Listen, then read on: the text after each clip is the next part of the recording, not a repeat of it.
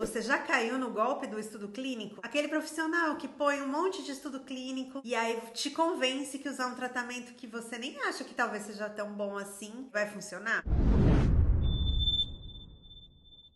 Eu sou a doutora Fernanda e nesse vídeo eu vou comentar alguns casos e como que você pode se blindar dessa situação, porque você, como paciente, não tem como saber se o estudo é bom ou não é bom. Quem tem a responsabilidade de te dar estudos de qualidade é o próprio médico. A primeira coisa que eu sempre falo para os pacientes é que você consegue achar estudo para provar tudo. Então, é muito comum aparecer aquele estudo de cerveja faz bem para a saúde, vinho faz bem para a saúde e um monte falando que não faz bem. Então, a gente tem alguns estudos que são conflitantes. O ovo, ele foi o grande vilão durante muito tempo porque aumentava o colesterol e hoje é o queridinho de todas as dietas. Mas aqui eu tô falando de hemato. Então, o que eu vou trazer e que acho que é legal a gente conversar são os estudos falando das coisas de hemato. Então, usar heparina ou não usar heparina, quanto tempo de usar heparina, qual é o nível de ferritina, eu já fiz um vídeo aqui, eu vou deixar linkado aqui no card, qual é o nível de ferritina ideal, qual é o nível de B12 ideal. Então a gente tem um monte de gente falando desses assuntos e essa semana eu recebi uma cartinha com, assim, tava muito bem feita a carta, com um monte de estudo clínico tentando justificar porque eu precisaria mudar minha conduta. Quando eu peguei os estudos clínicos, eu vi que os estudos eram todos de péssima qualidade. Opinião de especialista. Então a gente tem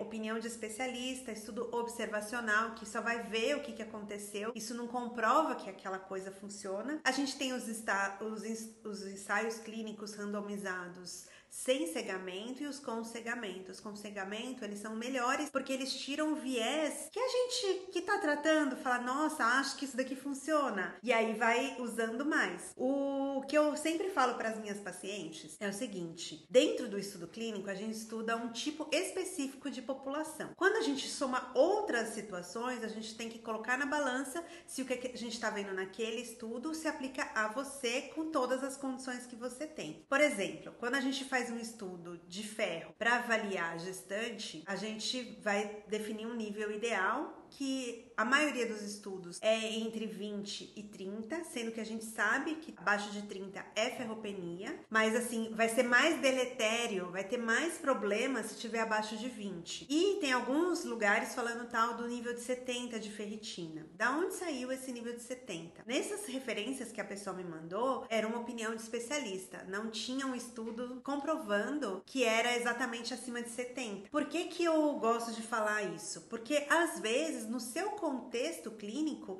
a gente não quer que você fique com a ferritina muito alta, com a hemoglobina muito alta, porque você tem outra condição que aumenta o seu risco de evento cardiovascular. Por exemplo, digamos que você é uma paciente que tem uma policitemia vera, que é aquela doença que aumenta o número de glóbulos vermelhos. E a gente, para te tratar, tira o seu sangue. A sua ferritina, naturalmente, vai estar mais baixa. Vai estar abaixo do 30. Você vai viver num status de ferropenia. Isso é esperado por causa da condição que você tem. Só que se você faz num profissional que não entende a situação, ele pode querer te dar ferro. E aí o que vai acontecer? A sua doença que causa trombose vai aumentar e vai piorar. Então por isso que não adianta você ficar tentando entender a sua condição clínica a partir de um ponto de vista. E aí eu trago essa outra pergunta que apareceu na minha caixinha no Instagram. Ah, a minha hemoglobina tá 12, eu devo me preocupar? Eu não tenho como saber, porque eu não tô te vendo, eu não tô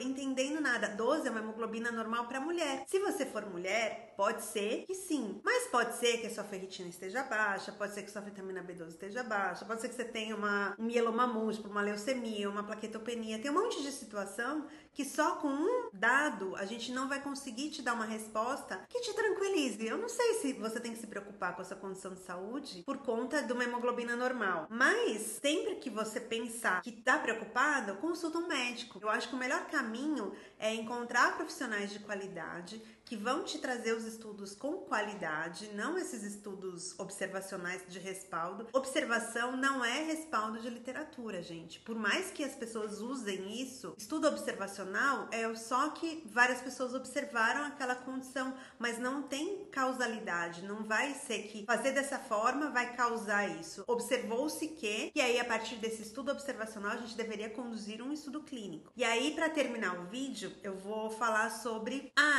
a indústria não tem interesse em fazer estudos sobre esse assunto, porque vai acabar com os remédios, que é outra coisa que sempre aparece aqui ou em outros lugares. A indústria, claro, vai ter interesse em fazer os estudos que vão vender o remédio que ela está produzindo. Mas os estudos não são só feitos pela indústria, então os estudos são feitos pelas universidades, pelos governos, então tem vários estudos que eles vão sair da iniciativa do investigador. Se você acha realmente isso, tente encontrar profissionais que vão atrás desse estudo. Porque pensa comigo, se a indústria não quer transformar aquilo num remédio, por que elas não fazem o estudo? É só ver o que aconteceu com a cannabis, entendeu? Não virou um remédio? Então é bem óbvio que se a gente usar de uma maneira correta, alguém vai ter interesse financeiro. Tudo que tem potencial mesmo de cura, de tratamento, tem interesse financeiro por trás, porque vira dinheiro. Então, essa história de que a indústria não quer porque vai acabar com,